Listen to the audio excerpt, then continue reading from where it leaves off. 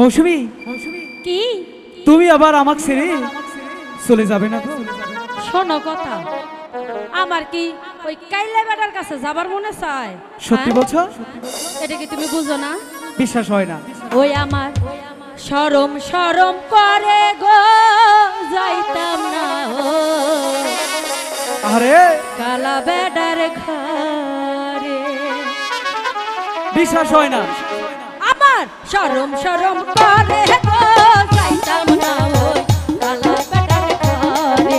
আমার শরম শরম করে গো, যাইতাম না ওই কালা বেটার ঘরে।